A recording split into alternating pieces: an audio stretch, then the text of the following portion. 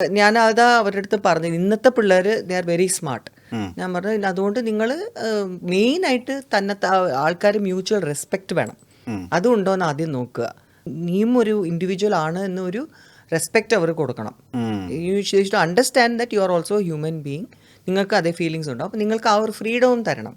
അല്ലാതെ കൺട്രോൾ ചെയ്യാൻ പറ്റുന്ന ഒരു ഭാര്യയ്ക്ക് അങ്ങനെ ഭാര്യ എന്ന് പറഞ്ഞാൽ കൺട്രോൾ ചെയ്യാം, എൻ്റെ കയ്യിലാണ് എന്നൊക്കെ പറയുന്ന ആൾക്കാരുടെ അടുത്ത് നിന്ന് അങ്ങ് ഓടിപ്പോയാൽ എന്ന് വരെ പറഞ്ഞിട്ടുണ്ട്. So they talk to me like friends. ഞാൻ അങ്ങനെയാണ് ഒരു അമ്മ ആയിട്ട്. ഞാൻ ഇടയ്ക്കൊക്കെ പറയണ്ട ഞാൻ നിന്ന അമ്മയാണ് കേട്ടോ എന്ന്, അത് മറക്കരുത്. അപ്പൊ ഞാൻ ആക്ച്വലി അങ്ങനെ സുന്ദരിയായ പെൺകുട്ടിയെ കണ്ടു, അമ്മ ഭയങ്കര സുന്ദരിയായ പെൺകുട്ടിയെ കണ്ടു, എനിക്ക് ക്രഷായി എന്നൊക്കെ പറഞ്ഞ് പറയും. അതൊക്കെ പറയും. അത് ക്രഷൊന്നും ആയിട്ടില്ല, പക്ഷെ എന്നാലും പറയും. ദേ ടെൽ മീ എവറിത്തിങ്. ഞാൻ ലൈക്ക് ഐ സെഡ്, എൻ്റെ അമ്മയും ഒക്കെ, ഞാൻ എൻ്റെ അമ്മയും ബെസ്റ്റ് ഫ്രണ്ട്സ് തന്നെ ഇന്നും.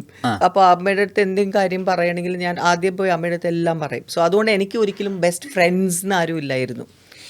മനസ്സിലായില്ലേ? അപ്പോൾ എനിക്ക് എന്ത് പറയാനുമുള്ള ഫ്രീഡം അമ്മയാണ്. അതുപോലെ തന്നെ എൻ്റെ മക്കൾക്കും ശരിക്കും അവർക്കും ഉണ്ട് ബെസ്റ്റ് ഫ്രണ്ട്സ്. പക്ഷെ എന്നാൽ പോലും അവർ എൻ്റെ അടുത്ത് ഒന്നും ഒളിച്ചു വെക്കൊന്നുമില്ല. എന്തെങ്കിലും ഉണ്ടെങ്കിൽ അവർ ആദ്യം എന്നെയാണ് ടെക്സ്റ്റ് ചെയ്യുന്നത്. സോ ആ ഒരു ഫ്രീഡം ഞാൻ അവർക്ക് കൊടുത്തിട്ടുമുണ്ട്.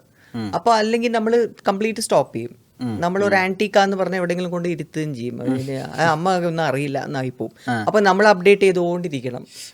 അതാണ് ഇപ്പൊ നമ്മൾ എന്തെങ്കിലും ഇപ്പൊ നിങ്ങളുടെയൊക്കെ ഈ വാക്കുകളില്ലേ, ഇപ്പൊ ഇൻസ്റ്റയിലാണെങ്കിലും എന്താണെങ്കിലും സോഷ്യൽ മീഡിയയിലെ ഞാൻ വേണ്ടാന്ന് വിചാരിച്ചിരുന്നപ്പോഴാണ് എൻ്റെ മോൻ തന്നെയാണ് അതിൽ ഇൻസ്റ്റയിലൊക്കെ എന്നെ അക്കൗണ്ടൊക്കെ തുടങ്ങിയത്.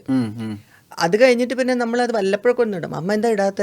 ഞാൻ പറഞ്ഞാൽ എനിക്ക് അത്രയല്ലോ ഇടാം, നീ റീലൊക്കെ ഇടണം. ഞാൻ പറഞ്ഞു ആ റീലൊക്കെ ഇടാനൊക്കെ എനിക്ക് അങ്ങനെ ഞാനൊക്കെ നോക്കിയതാ. ഞാൻ പറഞ്ഞു പിന്നെ എയർപോർട്ടിൽ പോയിട്ട് ഓരോരുത്തർ ഇൻഫ്ലുവൻസേഴ്സ് ഒക്കെ ചെയ്യുന്ന പോലെ ഞാനും ട്രൈ ചെയ്തു. പക്ഷെ ഞാനിങ്ങനെ എടുത്തിട്ട് ഞാൻ സ്വയം സംസാരിക്കാൻ വിചാരിച്ചു അങ്ങോട്ട് നോക്കുമ്പോൾ എല്ലാവരും എന്നെ നോക്കുന്നു. ഞാൻ പതുക്കെ ഫോൺ എടുത്ത് മാറ്റി. ഞാൻ പറഞ്ഞ ഇൻഫ്ലുവൻസേഴ്സ് ഒക്കെ അവർ സെപ്പറേറ്റ് ആ ഒരു ധൈര്യം വേണം. അവരെ ഞാൻ സെല്യൂട്ട് ചെയ്യുന്നു. അതൊരിക്കലും നമ്മളായിട്ട് അങ്ങനെ ഒരു കോൺഫിഡൻസ് ഇല്ലെങ്കിൽ ചെയ്യരുത്. വൃത്തികേടല്ലേ? എല്ലാവരും ചെയ്യുന്നു ഞാനും ചെയ്യട്ടെ എന്ന് പറഞ്ഞിട്ട്. സോ എനിക്ക് യൂട്യൂബ് ചാനലൊന്നും തുടങ്ങില്ല, എനിക്ക് തോന്നുന്നില്ല. തുടങ്ങാൻ ആരെങ്കിലുമൊക്കെ കൂടെ ഉണ്ടെങ്കിൽ വേണമെങ്കിൽ ചെയ്യാതിരിക്കും. പക്ഷെ എനിക്ക് സ്വയം ചെയ്യാൻ ഇതേവരെ ചെയ്തിട്ടില്ല. അന്വേഷിക്ക് ഒരുപാട് ഇഷ്ടമുള്ള കേരളത്തിലെ ഏറ്റവും ഇൻഫ്ലുവൻഷ്യൽ ആയിട്ടുള്ള ഒരു യൂട്യൂബർ ഉണ്ട്.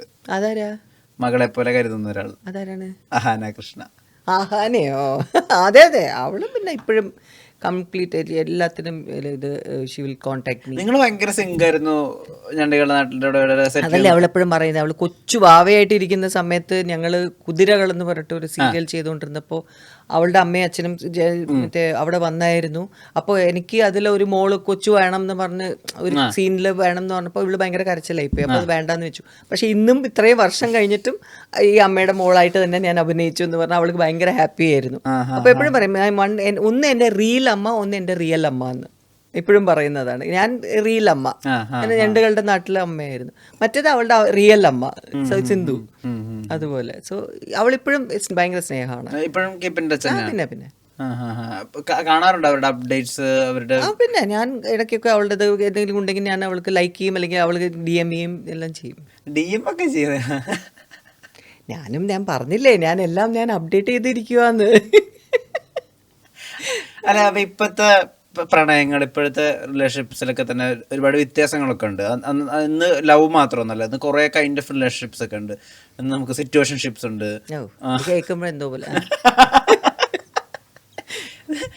സിറ്റുവേഷൻഷിപ്പ് എന്ന് വെച്ചാൽ എന്താണെന്നറിയോ? എനിക്ക് ഏകദേശം അറിയാം. അതായത് നമ്മുടെ ഒരു സിറ്റുവേഷനിലാണ്, പക്ഷെ നമ്മൾ ആ സിറ്റുവേഷൻ എന്താന്ന് ഫിഗർ ഔട്ട് ചെയ്തിട്ടില്ല. അങ്ങനത്തെ ടേംസ് ഒക്കെ കേൾക്കുമ്പോ എന്താ ഫീൽ ചെയ്യുക? എനിക്കിഷ്ടല്ല. I mean it's so confusing. അതെന്തുവാ അത് അങ്ങനെ ഒരു റിലേഷൻഷിപ്പ് എന്നൊക്കെ പറയുമ്പോൾ നമുക്ക് തന്നെ അറിഞ്ഞുകൂടാ. അല്ല ഇന്നത്തെ പിള്ളേർക്ക് അറിയായിരിക്കും എന്തൊക്കെയാണ് അവർക്ക്, അതാണ് ഇഷ്ടം. ഞാൻ പറഞ്ഞില്ലേ, അവർക്ക് ഇപ്പൊ they don't believe in marriage എന്നൊരു സിറ്റുവേഷൻ ആയി തുടങ്ങി. അവർക്ക് എന്തുകൊണ്ട് നമ്മൾ ഈ ലീഗൽ വഴി മാരേജ് ഒക്കെ ചെയ്താൽ പിന്നെ ഡൈവോഴ്സ് ചെയ്യണം തോന്നിക്കഴിഞ്ഞാൽ, കാരണം ഇപ്പോൾ തൊട്ടത്തിന് പിടിച്ചത് ഡൈവോഴ്സ് ആയിട്ടല്ലേ ചിന്തിക്കുകയുള്ളൂ. Because they can not take it. അവർക്ക് ആ ഒരു ഇൻസൾട്ടോ എന്തെങ്കിലും ഒരാൾ എന്തെങ്കിലും അങ്ങോട്ടും ഇങ്ങോട്ടും മോഹം ഉറപ്പിച്ചു കഴിഞ്ഞാൽ I don't want to stay with you anymore, I want to leave എന്ന് പറയുമ്പോൾ ഈ കല്യാണം കഴിഞ്ഞ് ലീഗൽ ആയിട്ട് നടന്നു കഴിഞ്ഞാൽ പിന്നെ ലീഗലിറ്റിൽ മൊത്തം പോണ്ടേ, കോടതി വഴിയൊക്കെ അല്ലേ നമുക്ക് ഡിവോഴ്സ് കിട്ടുള്ളൂ. മറ്റേത് ലിവിനോ അല്ലെങ്കിൽ അതുപോലെ സിറ്റുവേഷൻഷിപ്പോ ഒക്കെ ആണെങ്കിൽ അതിനെക്കുറിച്ച് പ്രശ്നമില്ലല്ലോ. അങ്ങനെ ചിന്തിക്കുന്നുണ്ട്. ഒരുപാട് പേര് പറയുന്നുണ്ട് I don't believe in marriage എന്ന്. അതാണ്. അപ്പോൾ I think that could be one of the reasons. കാരണം ഇന്നത്തെ പണ്ടത്തെ ആൾക്കാരുടെ പോലെ ഒന്നും ക്ഷമ ഞങ്ങൾക്കില്ലായിരുന്നു. ഞങ്ങളെ പോലെയുള്ള ക്ഷമ അടുത്ത ജനറേഷനില്ല. So I just feel that is one case. പക്ഷേ എൻ്റെ ചേട്ടന്മാരുടെ മക്കളുണ്ട്, അവരുടെ കല്യാണം കഴിച്ചതാണ്. The way they are leading their married life is a good example of how ഇന്നത്തെ ജനറേഷൻ ജീവിക്കണം എന്ന്. കാരണം അവർ ആസ് മാരീഡ് കപ്പിൾസ് അവർക്ക് ആ ഒരു ഫ്രീഡം ഉണ്ടല്ലോ. പരസ്പരം ട്രസ്റ്റ്, പരസ്പരം റെസ്പെക്ട്, പരസ്പരം ദേ നോ കോൺവെർസേഷൻ ഉണ്ടാവണം. നീ എന്താ ചെയ്യുന്ന ലൈഫിൽ അവർ they should know about each other. ഭയങ്കര കമ്മ്യൂണിക്കേഷൻ ആണ്. ഇതൊക്കെ നമ്മൾ കാണുമ്പോൾ യെസ് ഇങ്ങനെയാണ്. ഞാൻ എൻ്റെ പിള്ളേരുടെ അടുത്ത് പറയുന്ന ഒരു കാര്യം കൂടിയാണ്. ഇഫ് നിങ്ങൾക്ക് മാരേജിനോടും ഇതിനോടും ഒക്കെ കൺഫ്യൂഷൻ ആണെങ്കിൽ നിങ്ങളുടെ സ്വന്തം ചേട്ടന്മാരുടെ ലൈഫ് നിങ്ങൾ take it as an example and see how they are living. അങ്ങനെയും ഉണ്ടടാ എന്ന് പറയും. മനസ്സിലായില്ലേ? So because you can lead a life like that. അതാണ്. ഇപ്പോൾ ടൈം മെഷീൻ എടുത്തിട്ട് പണ്ട് പോകാൻ പറ്റാന്ന് വിചാരിച്ചോ.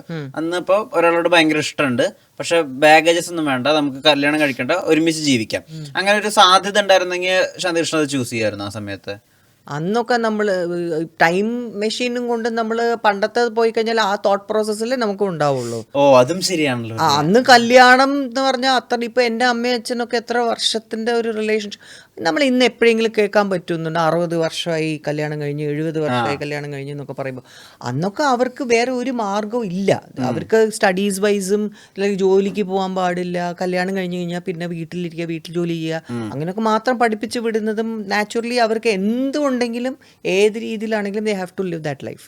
അപ്പോൾ ആ ഒരു തോട്ട് പ്രോസസ്സിൽ വരുമ്പോൾ നാച്ചുറലി നമുക്ക് അതല്ലേ ചിന്തിക്കാൻ പറ്റൂ. അപ്പം നമുക്ക് കല്യാണം കഴിക്കാതെ ലിവിനോ കൊല്ലില്ലേ അതുപോലൊക്കെ. അപ്പോൾ അത് ഐ ഡോണ്ട് തിങ്ക് നമ്മൾ അങ്ങനത്തെ ചിന്ത വരുമായിരുന്നു. എനിക്ക് ആ സമയത്ത് കല്യാണം തന്നെ ആയിരുന്നുണ്ടാവും.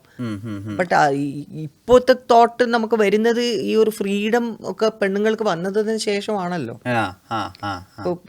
ഇപ്പൊ ആർഗ്യൂ ഒക്കെ ചെയ്യുകയാണെങ്കിൽ പലതും നമുക്ക് ആൾക്കാർ പറയാം, അതാരാ ഫ്രീഡം കൊടുക്കുന്നത്? മനസ്സിലായല്ലോ. ഇപ്പൊ ആണും പെണ്ണും ഈക്വൽ ആയിട്ടാണ് ദൈവം സൃഷ്ടിച്ചിരിക്കുന്നത്. പക്ഷെ അതിൽ എവിടെ നിന്ന് കിട്ടി, ആരാണ് ഈ ആണുങ്ങൾക്ക് ഈ ഇത് കൊടുത്തത് പവർ, നിങ്ങള് പെണ്ണുങ്ങളെ കൺട്രോൾ ചെയ്യേ എന്ന്? അപ്പൊ നീ ആരാ? അപ്പൊ അങ്ങനെ ചോദ്യം വരാൻ തുടങ്ങി. അങ്ങനെയുള്ള നീ ആരാ എനിക്ക് ഫ്രീഡം തരാൻ? നീ ആരാ എൻ്റെ അടുത്ത് അങ്ങോട്ട് പൊയ്ക്കോളാൻ പറയാൻ?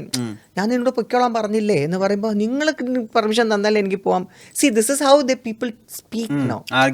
ആർഗ്യുമെന്റ്സ് ഇപ്പൊ പെണ്ണുങ്ങളാണെങ്കിൽ ആരും കോംപ്രമൈസ് ചെയ്യത്തില്ല. ഞാൻ അങ്ങ് പോയിട്ട് വരാട്ടോ, ഓക്കെ എന്ന് ആയിരിക്കണം. കാരണം ആണുങ്ങൾ പോകുമ്പോൾ പെണ്ണുങ്ങൾ ഒക്കെ പറയുന്നില്ലേ? അപ്പൊ എന്തുകൊണ്ട് പെണ്ണുങ്ങൾ പോകുമ്പോൾ ആണുങ്ങൾക്ക് എന്താ ട്രസ്റ്റ് ഇല്ലാത്തത് എന്നാണ്.